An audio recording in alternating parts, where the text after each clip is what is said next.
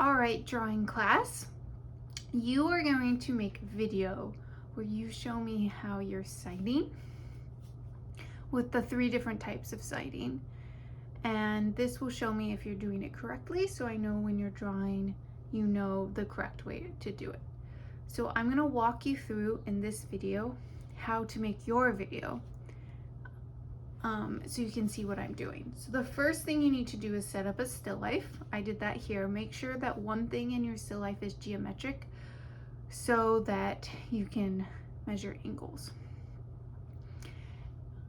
And you can have anything else, like you can grab a box or something that is geometric, and then after that, everything else is can be whatever you want.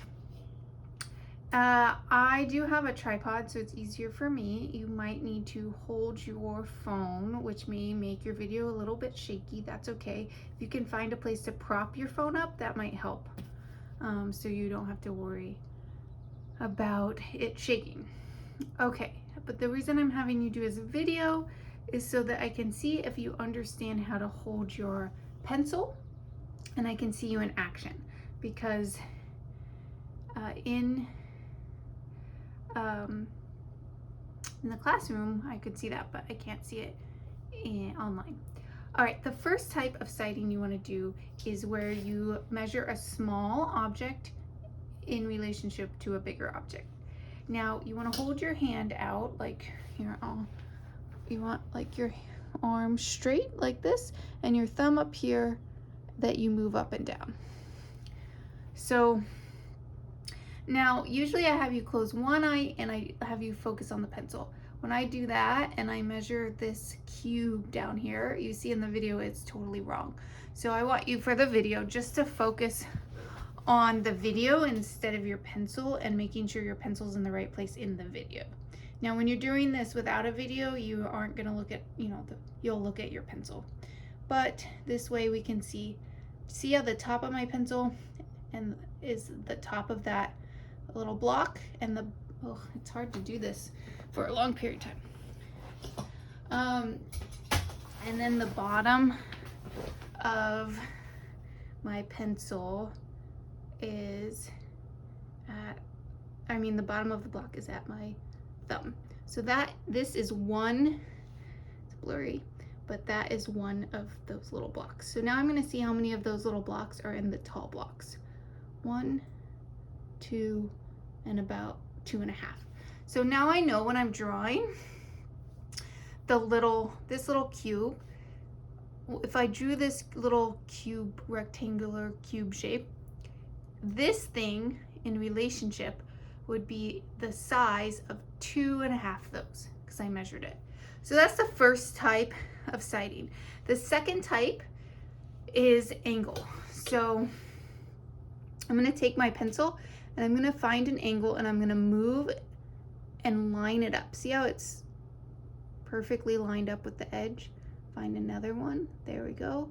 Now, one thing that students do wrong is they do the angle like this. So say they go like this.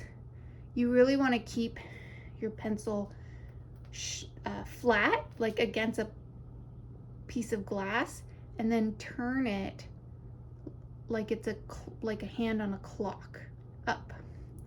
Here's another one right here, here. You can do this little one over here. So show me that you can put the pencil up to the edge.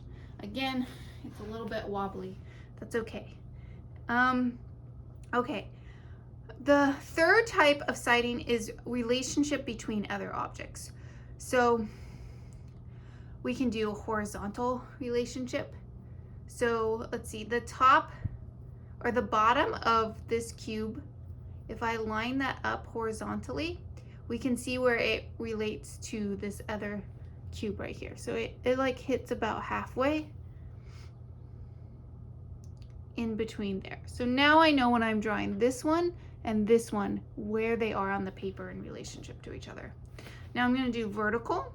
So I will measure here, and do you see how vertically it's lined up with the dinosaur's mouth?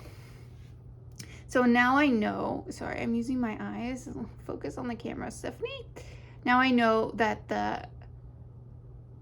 the mouth of the dinosaur and this edge of this block are in the same place in the drawing, like the same vertical like spot.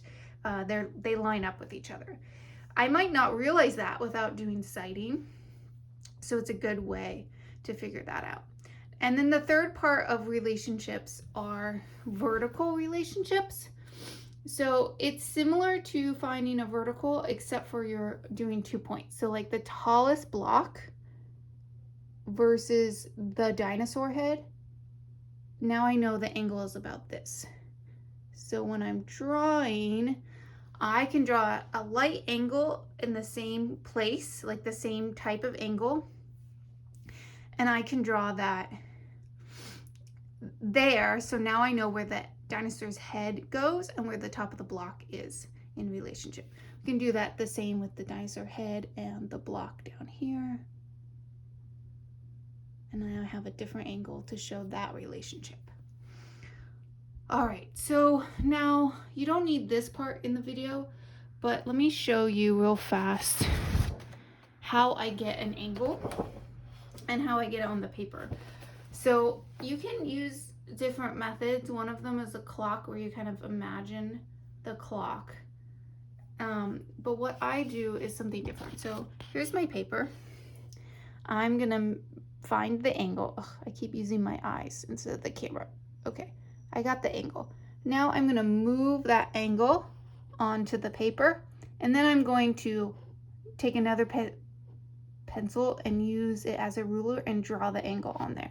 So I get the angle like that, and I move it down to the paper like this. All right, you make your videos to show me that you understand the sighting concepts, and I look forward to watching them.